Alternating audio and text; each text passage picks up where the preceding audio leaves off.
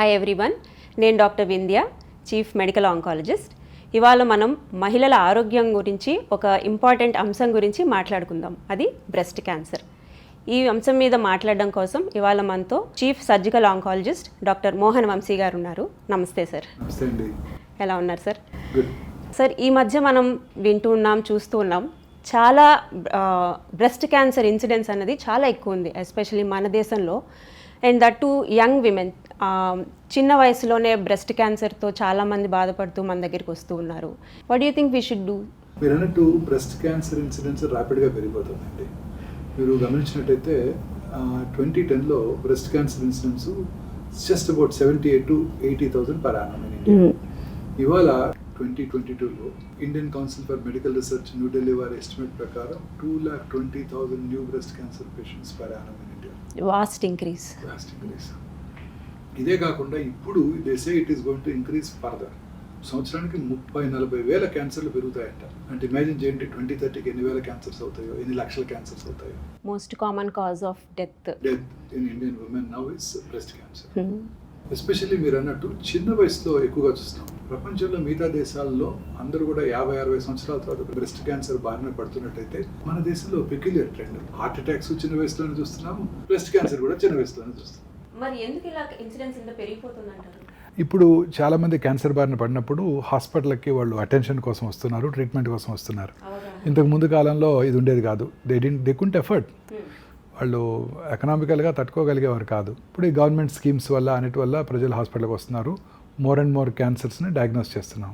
ఈ life style changes ఏదైతే ఈ ఫాస్ట్ పేస్డ్ లైఫ్ ఉందో, ఈ అర్బనైజేషన్ ఉందో, వీటి వల్ల కూడా రిస్క్ పెరుగుతోంది, ఇన్సిడెన్స్ పెరుగుతోంది అంటున్నారు.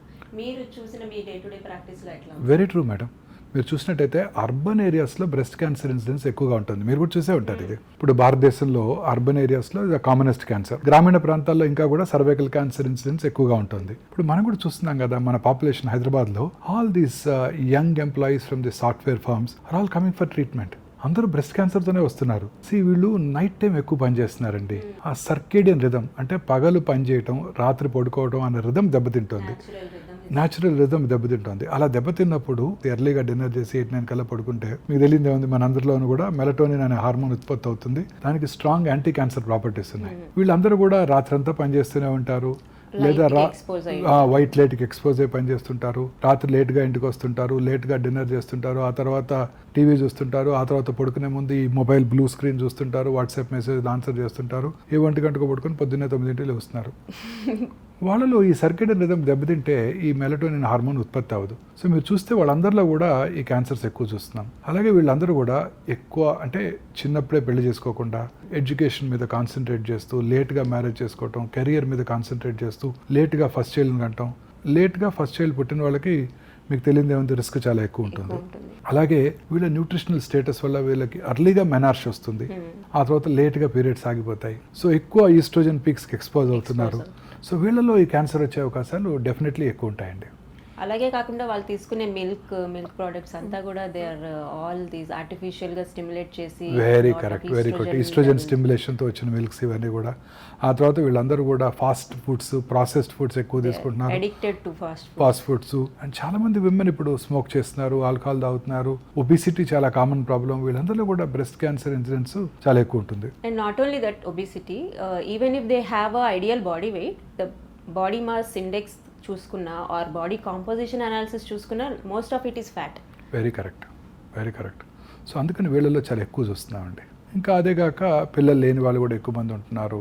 వయసు పెరిగే కొలది బ్రెస్ట్ క్యాన్సర్ ఇన్సిడెన్స్ ఎక్కువ అవుతూ ఉంటుంది. ఉదాహరణకి 8 years పైన పడిన స్త్రీలు ఉన్నారనుకోండి, ఒక ఏరియాలో ఒక 100 మంది, వాళ్ళలో 10 will have breast cancer.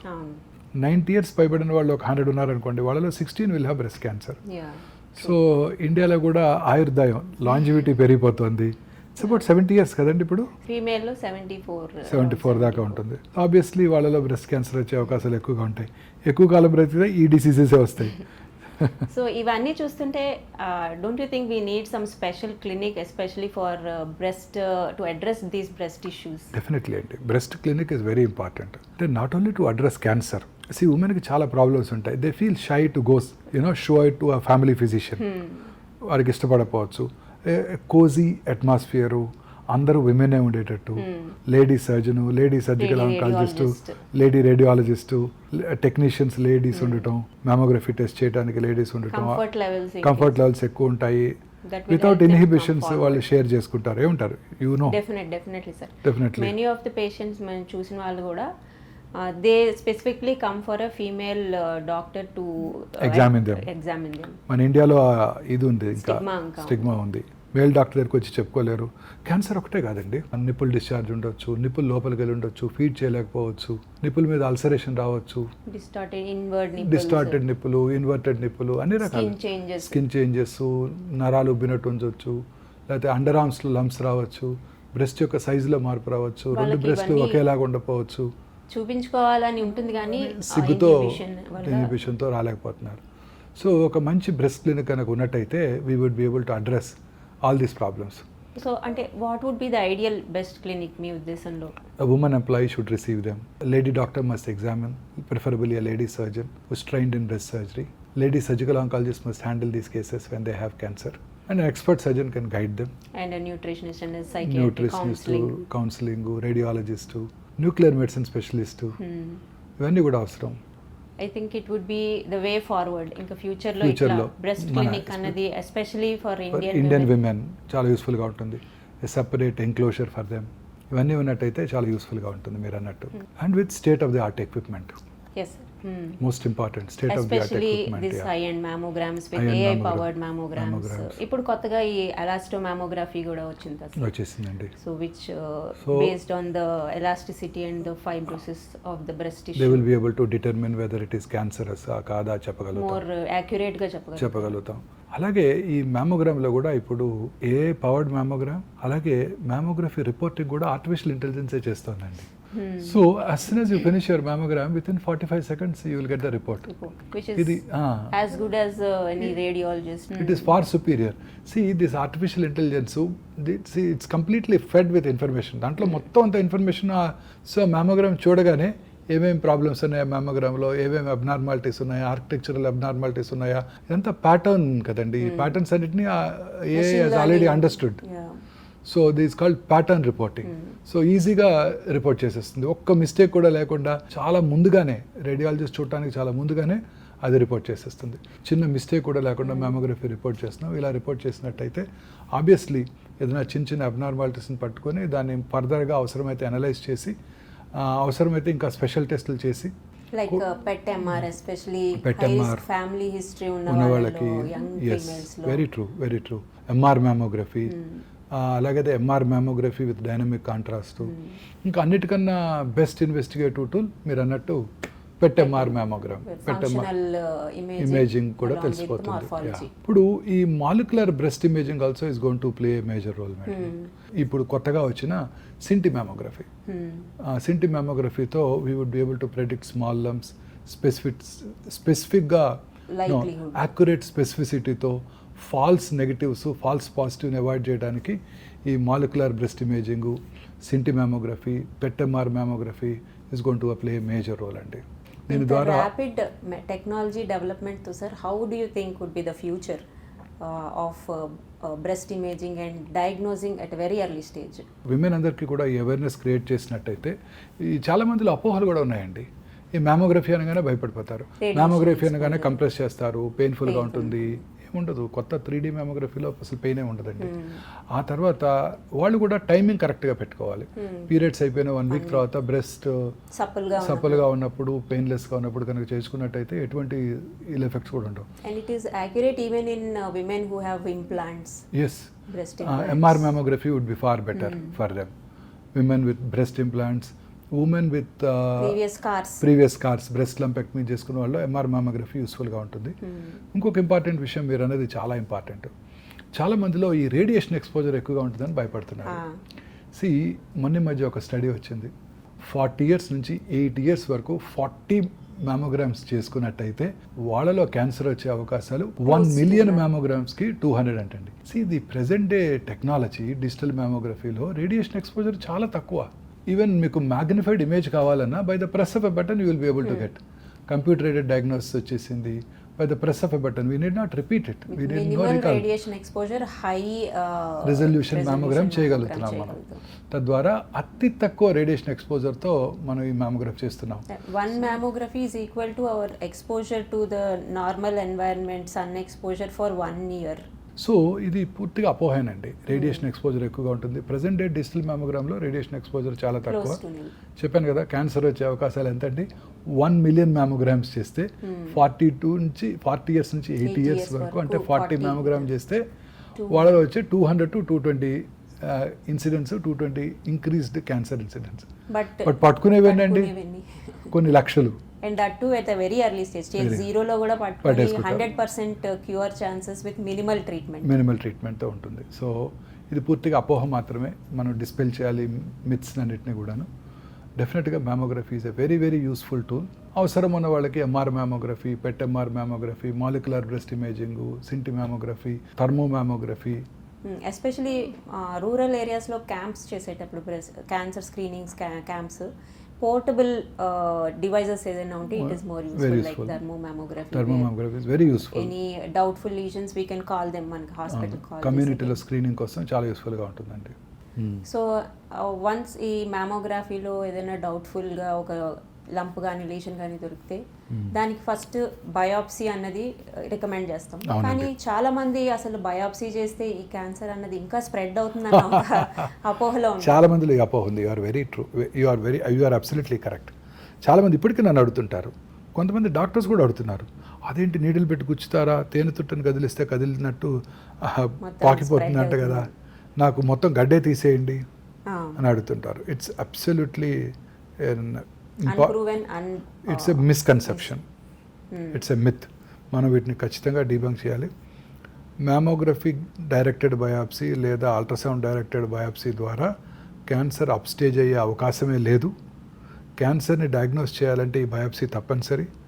Cancer డయాగ్నోసిసే కాకుండా ఆ క్యాన్సర్లో estrogen, progesterone, HER2 neu receptors ఉన్నాయా, ఆ క్యాన్సర్ యొక్క ప్రాలిఫరేటివ్ ఇండెక్స్ ఎంత ఉంది, వీటిని తెలుసుకోవడానికి బయాప్సీ తప్పనిసరి. బయాప్సీ ద్వారా అప్స్టేజ్ అయ్యే అవకాశమే లేదు. కొత్తగా vacuum assisted breast biopsy systems అందుబాటులోకి వచ్చాయి. వీటి ద్వారా చాలా ఈజీగా జస్ట్ విత్ 1 poke మనం 3-4 కోర్స్ తీసుకోవడానికి అవకాశం ఏర్పడింది. Absolutely painless. లోకల్ ఎనస్థీషియాలో చేస్తాం, చాలా క్విక్గా అయిపోతుంది. స్క్రీనింగ్ అన్నది ఎవరు చేసుకోవాలి? Who are the right people to get screened? Every urban woman should get screened. ఎందుకంటే అర్బన్ ఏరియాలో ఈ క్యాన్సర్ ఇన్సిడెన్స్ చాలా ఎక్కువగా ఉంటుందండి. ఇదే కాకుండా ఆల్ దోస్ ఉమెన్, అర్లీగా మెనార్స్ వచ్చిన వాళ్ళు, లేట్గా మెనోపాజ్ ఉన్నవాళ్ళు, లేట్గా ఫస్ట్ చైల్డ్ పుట్టిన వాళ్ళు, పిల్లలు లేని వాళ్ళు, వీళ్ళందరూ కూడా తప్పనిసరిగా స్క్రీనింగ్ చేయించుకోవాలి. అలాగే family history of breast cancer, especially first degree relatives అంటే తల్లిగారికి కానీ, సోదరికి కానీ, తండ్రి గారికి కానీ, సోదరుడికి కానీ ఉన్నట్టయితే ఖచ్చితంగా వాళ్ళంతా కూడా రెగ్యులర్గా స్క్రీనింగ్ చేసుకోవాలి. చిన్న వయసులోనే breast cancer especially or ovarian cancer in the family ఉన్నట్టయితే, ఎర్లీగా ఉన్నట్టయితే ఖచ్చితంగా చేసుకోవాలి. చిన్నప్పుడే ఈ క్యాన్సర్ డయాగ్నోస్ చేసినప్పుడు జెనెటిక్ టెస్టింగ్ కూడా చేయించుకోవాలండి. మన పేషెంట్స్ అందరూ మీరు చూస్తున్నారు కదా, చాలా మంది చేయించుకుంటే చాలా మంది పాజిటివ్ వస్తుంది. BRCA1, BRCA2 కాకుండా ఇప్పుడు అరౌండ్ 30-40 జీన్స్ కూడా they are known to cause these hereditary cancer. So వాటిని కూడా టెస్ట్ చేసుకోవడమే బెటర్ అని నా అభిప్రాయం. హెరిడిటరీ క్యాన్సర్ ప్యానెల్ రూపంగా చేసుకుంటే అదర్ రేర్ మ్యూటేషన్స్ కూడా How much does it cost అండి hereditary cancer gene profiling? Anywhere between 22,000 to 28,000 అయిపోతుంది sir. And turn around time అంటే రిపోర్ట్ కూడా మనకి విదిన్ 5 days to 7 days వచ్చేస్తుంది. Very nice. అండ్ దాన్ని బట్టి కూడా టైప్ ఆఫ్ సర్జరీ డిసైడ్ అవుతుంది. అదర్ ప్రొఫిలాక్టిక్ సర్జరీస్ అవి అవసరం ఉన్నాయా? మీ పేషెంట్ పాపులేషన్లో ఎంతమంది ఇది పాజిటివ్గా నోట్ చూసారు మీరు? సో ఒక 100 మంది బ్రెస్ట్ క్యాన్సర్ పేషెంట్స్ వస్తే అందులో అరౌండ్ 10% to 15% మనకి ఈ BRCA మ్యూటేషన్ పాజిటివ్ వాళ్ళు ఉంటారు. ఎస్పెషలీ ట్రిపుల్-నెగిటివ్ బ్రెస్ట్ క్యాన్సర్స్ ఉన్న వాళ్ళలో ఇది మనం ఇండియాలో ప్రత్యేకంగా చూస్తే 25% ట్రిపుల్-నెగిటివ్ బ్రెస్ట్ క్యాన్సర్స్లో ఈ BRCA మ్యూటేషన్ పాజిటివ్ చూస్తున్నాం. మీరు ప్రతి ఓవేరియన్ క్యాన్సర్ పేషెంట్ కూడా చేస్తుంటారు కదా? సో ఓవేరియన్ క్యాన్సర్లో ప్రత్యేకంగా HRD అని ఒక టెస్ట్ కూడా చేస్తాం, homologous recombination deficiency testing. So ఇది పాజిటివ్ ఉంటే వీళ్ళలో special targeted therapy drugs like PARP inhibitors ఇవి వాడితే మనకి జబ్బు తిరిగి వచ్చే రిస్క్ అనేది ఇంకా తగ్గించుకోవచ్చు. సో ఈ HRD కనుక పాజిటివ్ ఉన్నట్టయితే వాళ్ళకి BRCA కూడా పాజిటివ్ ఉండే అవకాశాలు ఎక్కువ ఉంటాయి. 50% వాళ్ళకి BRCA కూడా ఉండే అవకాశం ఎక్కువ ఉంటుంది. సో రొటీన్గా మీ ఓవేరియన్ క్యాన్సర్ పేషెంట్స్ అందరికీ ఈ టెస్ట్ చేస్తున్నారు Definitely ఇప్పుడు చేస్తాం. అందరికీ కూడా Recommended గా. ఇర్రెస్పెక్టివ్ ఆఫ్ ద ఏజ్ చేస్తున్నారు. Age yeah. సో ఈ BRCA1 BRCA2 వాళ్ళకి పాజిటివ్ వచ్చాక వాళ్ళ పిల్లలందరికీ కూడా చేస్తున్నారా? వాళ్ళ పిల్లలకి వాళ్ళ అక్క చెల్లెలకి అన్నదమ్ములకి అందరికీ చేస్తారు. అందరికీ కూడా చేస్తారు. మెన్లో కూడా వీళ్ళలో క్యాన్సర్ వచ్చే అవకాశాలు ఎక్కువ ఉంటాయి కదండి. ఎస్పెషలీ BRCA2 మ్యూటేషన్ ఉన్న వాళ్ళలో male breast cancers, prostate cancer, pancreatic cancer, skin cancers వచ్చే రిస్క్ జనరల్ పాపులేషన్ కంటే చాలా రెట్లు ఎక్కువ, 4-5 టైమ్స్ హై రిస్క్ ఉంటుంది. సో మేల్స్కి కూడా చెక్ చేసుకోవాలి, ఈ ఎవరికైతే హెరిడిటరీ మ్యూటేషన్స్ ఉన్నాయి ఉన్న వాళ్ళ దగ్గర మేల్ కూడా చేసుకోవాలి. చెక్ చేసుకోవాలి. ఇంకా నేను చూసింది ఏంటంటే ఈ ఒబీస్ ఉమెన్లోను, స్మోకింగ్ చేసే ఆల్కహాల్ తాగే ఉమెన్లోను, నైట్ టైం షిఫ్ట్స్లో పనిచేసే స్త్రీల్లోను, వీళ్ళందరిలో కూడా ఈ క్యాన్సర్ ఎక్కువగా చూస్తున్నాం. అలాగే డయాబెటిక్స్, హైపర్ టెన్సివ్ విమెన్లో కూడా ఈ క్యాన్సర్స్ ఎక్కువగా చూస్తున్నాం. స్ట్రెస్ ఎంత పే చేస్తుంది అంటారు sir part, because that is very least talked about subject. No, I strongly believe అండి, stress is the most important cause for all ailments. All ailments, corona కానివ్వండి, cancer కానివ్వండి, కర్నరీ ఆర్టరీ డిసీజ్ కానివ్వండి, cerebrovascular accident కానివ్వండి, అన్ని రకాల జబ్బులు కూడా మూల కారణం స్ట్రెస్, మానసిక ఆందోళన. మానసికంగా పీస్ఫుల్గా ఉన్నట్టయితే ఏ జబ్బు రాదు. సో నేను ఫస్ట్ నాకు పేషెంట్ చూడగానే పేషెంట్ బయట కూర్చోబెట్టే మాట్లాడతాను. ఏమని వాళ్ళకి చెప్తాను, చివరి స్టేజ్ క్యాన్సర్లో ఉన్న వాళ్ళకు కూడా మీ అబ్బాయి అమెరికా నుంచి మెడిసిన్ తెప్పించారు అని చెప్పి ఒక డ్రాప్ తులసి తీర్థం నోట్లో పోసినా చాలా కాలం బతికేస్తారు. మామూలుగా ఉన్న వాళ్ళకు కూడా మీకు క్యాన్సర్ ఉంది అని చెప్పగానే వాళ్ళు డిప్రెషన్కి లోనై దిగులు పడిపోయి ఆ క్యాన్సర్ ఎక్కువగా పెరిగిపోతుంది. సో స్ట్రాంగ్గా నేను బిలీవ్ చేస్తున్నానండి నా పేషెంట్స్ అందరికీ. I do not prefer to tell them at all. Attenders చెప్తాను, ఉన్నట్టు వాళ్ళకి చెప్తాను, ఇది ప్రాబ్లం, ఇది స్టేజ్, ఈ ట్రీట్మెంట్ తీసుకోవాలి.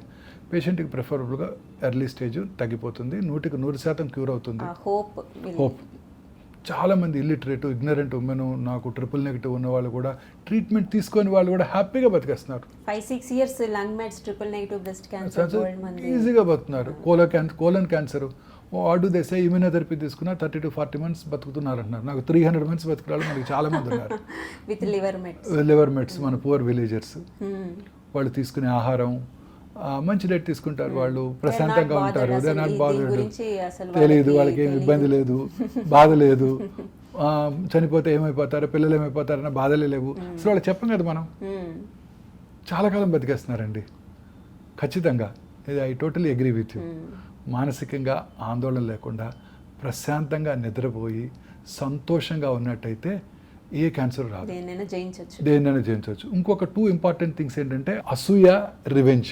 ఈ 2 కూడా లేకున్నట్టయితే ఏ జబ్బు రాదండి. అసలు మన బాడీలో ఇప్పుడు సైంటిస్ట్ బిలీవ్ చేసేది కూడా ఇదే కదండి, కొన్ని తెలియని కారణాల వల్ల మన జెనెటిక్ ఫ్రేమ్వర్క్లో కొన్ని మ్యూటేషన్స్ అంటే మార్పులు వచ్చి ఇవి క్యాన్సర్లు రావడానికి దారితీస్తున్నాయి. సైంటిస్టులు బిలీవ్ చేసేది ఏంటంటే ఈ మ్యుటేషన్స్ ఖచ్చితంగా మన బాడీలో అందరికీ వస్తూనే ఉంటాయి. మన ఇమ్యూన్ మెకానిజమ్స్ వాటిని నలిఫై చేస్తాయి, అరికడుతూ ఉంటాయి. మన ఇమ్యూన్ మెకానిజమ్స్ బాగున్నప్పుడు ఇవన్నీ చెక్లో ఉంటాయి, ఏ క్యాన్సర్ రాదు. ఇది ప్రజెంట్ హైపోథసిస్. ఇది ఖచ్చితంగా మన ఇమ్యూనిటీ బాగుండాలంటే మనం సంతోషంగా ఉండాలి, హ్యాపీగా నిద్రపోవాలి, ఒత్తిడి ఉండకూడదు, ఎవరి మీద పగ సాధించాలనే కోరికలు ఉండకూడదు, అసూయ ఉండకూడదు. ఇవి లేకపోతే మనం హ్యాపీగా ఉన్నట్టే, ఏ జబ్బులు రావు మనకి. ఫిలాసాఫికల్ బెండ్ ఆఫ్ మైండ్ లో ఉన్నట్టయితే ఏ జబ్బులు రావు, హ్యాపీగా ఉన్నట్టయితే. సో వాడి కారు ఉంది, మన కారు లేదు,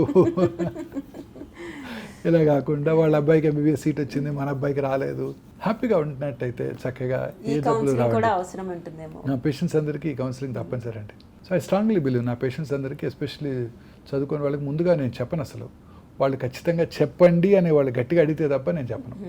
సో ఇప్పుడు మనము స్క్రీనింగ్ తెలుసుకున్నాం, ఎవరికి చేయాలో తెలుసుకున్నాం, ట్రీట్మెంట్స్కి వస్తే anything new in breast surgery? Definitely అండి. ఎర్లీ బ్రెస్ట్ క్యాన్సర్లో ఆపోజిట్ బ్రెస్ట్ ఏ సైజులో ఉందో, ఏ షేప్లో ఉందో అదే షేప్ కనుక ఈ పక్కన కూడా ఇవ్వగలిగినట్టయితే దాన్నే ఆంకోప్లాస్టిక్ బ్రెస్ట్ సర్జరీ అంటారు. అంటే combining the principles of plastic surgery at the same time oncological principles మనం కాంప్రమైజ్ అవ్వకూడదు. అంటే దూరంగా తీయాల్సి ఉంటుంది. తర్వాత వాల్యూమ్ డిస్ప్లేస్మెంట్, వాల్యూమ్ రిప్లేస్మెంట్ అంటారు.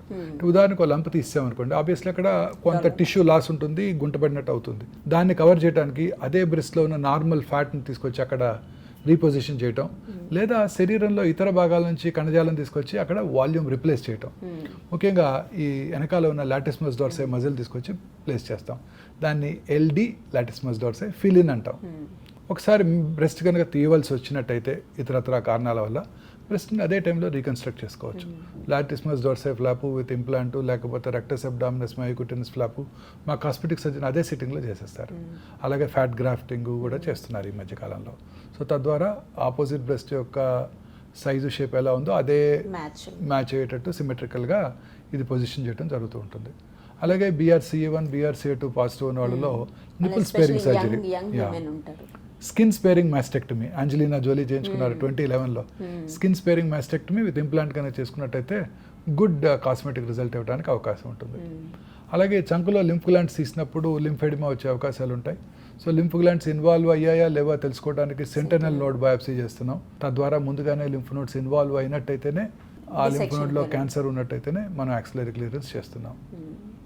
ఈ రేడియేషన్ ఇచ్చినప్పుడు కూడా బ్రెస్ట్ యొక్క టెక్స్చర్లోను స్కిన్ చేంజెస్, స్కిన్ కలరు మారడానికి అవకాశం ఉంటుంది. వాటిని అవాయిడ్ చేయడానికి accelerated partial breast irradiation APBA కూడా ఇవ్వడం జరుగుతుంది. ముఖ్యంగా సైబర్ నైఫ్ దీనికి చాలా యూస్ఫుల్గా ఉండబోతోంది. ఎస్పెషల్లీ 5 ఫ్రాక్షన్స్లోనే చేయగలుగుతున్నాం, విత్ ఇన్ వీక్ చేయగలుగుతున్నాం. రేడియేషన్ తీసుకొని వాళ్ళు ఆఫీస్కి వెళ్ళిపోతారు, ఈవినింగ్ వచ్చి మళ్ళీ రేడియేషన్ కూడా తీసుకుంటారు. అలాగే మ్యామోసైట్ ఇంప్లాంట్ కూడా చేస్తున్నాం. తద్వారా అతి తక్కువ రేడియేషన్ ఎక్స్పోజర్తోనే APBA చేయడానికి అవకాశం ఏర్పడింది. ఇక కీమోథెరపీలో కూడా అనేక రకాలైన న్యూయర్ చేంజెస్ వచ్చాయి. కీమోథెరపీ హెస్ బికమ్ అవుట్డేటెడ్ ఇప్పుడు. Based on subtype of breast cancer మనకి targeted therapies, dual HER2 targeted therapies, ఇప్పుడు కొత్తగా యాంటీబాడీ డ్రగ్ కాంజుగేట్స్ అని వచ్చాయి. సో ఈ టార్గెటెడ్ థెరపీకే కీమోథెరపీ మాలిక్యూల్స్ అటాచ్ అయ్యి వాళ్ళు అవి టార్గెటెడ్గా ఓన్లీ ట్యూమర్ సెల్ లోపలికి వెళ్ళి ఈ కీమోథెరపీని రిలీజ్ చేసి ఆ ట్యూమర్ సెల్ని మట్టుకే చంపే టెక్నాలజీతో వచ్చేసింది. బట్ ఇప్పుడు ఈ కీమోథెరపీ అనగానే ఈ హెయిర్ ఫాల్ అది చాలా ఎక్కువ ఉంటుంది కదండి. వాళ్ళని విమెన్లో ఇది చాలా సెన్సిటివ్ టాపిక్. డెఫినెట్గా many women especially young females ట్రీట్మెంట్కి ముందుకు రావడానికి కూడా భయపడతారు ఈ హెయిర్ ఫాల్ సైడ్ ఎఫెక్ట్ వల్ల. బట్ ఇప్పుడు మనకి స్కాల్ప్ కూలింగ్ టెక్నాలజీ చాలా ఈజీగా అందుబాటులో ఉంది. చాలా మంది మన పేషెంట్స్ అందరూ కూడా హ్యాపీగా ఉంటున్నారు. Scalp cooling almost more than 80% ఎఫెక్టివ్గా ఉంటుంది, హెయిర్ సేవ్ అవుతుంది. అండ్ విమెన్లో 70-80% హెయిర్ సేవ్ చేసినా అది కనిపించదు. బాగుంటుంది. తర్వాత ఇమ్యూనోథెరపీ కూడా చాలా ఎక్కువగా వాడుతున్నట్టున్నారు ఈ మధ్య. ఎస్పెషల్లీ ట్రిపుల్ నెగిటివ్ బ్రెస్ట్ క్యాన్సర్స్లో ఇమ్యూనోథెరపీ సర్జరీ ముందు కీమోతో పాటు ఇమ్యూనోథెరపీ ఇస్తే ఆల్మోస్ట్ కంప్లీట్ రెస్పాన్సెస్ వచ్చి సర్జికల్ స్పెసిమెన్లో ఏమీ వయబుల్ ట్యూమర్ అంటే లైవ్ క్యాన్సర్ సెల్స్ మిగలకుండా కూడా వచ్చిన అవకాశాలు మోర్ దెన్ 70% ఛాన్స్. వాళ్ళలో లాంజివిటీ కూడా వాళ్ళలో లైఫ్ స్పాన్ కూడా డెఫినెట్గా పెరుగుతుంది. అండ్ ఈ హార్మోన్ పాజిటివ్ బ్రెస్ట్ క్యాన్సర్స్లో newer targeted therapies CDK4/6 inhibitors అని, PIK3CA ఇన్హిబిటర్స్ అని, లేట్ స్టేజ్ క్యాన్సర్స్లోను చాలా టార్గెటెడ్ థెరపీ. ఎర్లీ స్టేజ్లో కూడా పోస్ట్ సర్జరీ ఇంకా మళ్ళీ తిరిగి రాకుండా ఉండటానికి ముందుగానే ఇస్తున్నారు. 2 years ఈ టాబ్లెట్స్ రూపంలో తీసుకుంటే మళ్ళీ జబ్బు తిరిగి రాకుండా మోర్ దెన్ 70% మనం ప్రొటెక్ట్ చేసుకోగలుగుతాం, ప్రివెంట్ చేయగలుగుతాం, రాకుండా చేస్తుంటాం. సో ఇవన్నీ కూడా మనకి ఇంపార్టెంటేనండి. ఇవన్నీ కూడా they increase the longevity and with longevity they require more follow up care and counselling విషయానికి వస్తే sir what do you think should be the right way forward? ఇవన్నీ కూడా కేర్ఫుల్గా అడ్రస్ చేయాలండి. వాళ్ళలో చాలా చిన్న అనుమానాలు ఉంటాయి. Good experience nutritionist diet is going to play a major role అండి క్యాన్సర్ తిరిగి రాకుండా. ఈ మధ్య చాలా క్లినికల్ ట్రయల్స్లోనూ తెలిసింది ఏంటంటే రెగ్యులర్గా ఎక్సర్సైజ్ కనుక చేసినట్టయితే especially breast cancer, colon cancer, prostate cancer, ovarian cancer తిరిగి వచ్చే అవకాశాలు బాగా తగ్గిపోతాయి. డైట్ కూడా కాన్సన్ట్రేట్ చేసినట్టయితే this itself going to play a major role cancer రాకుండా చేయడానికి. Ideal body weight, lots of greens, antioxidants, fresh fruits, vegetables. Yoga కూడా సార్, యోగా డెఫినెట్లీ.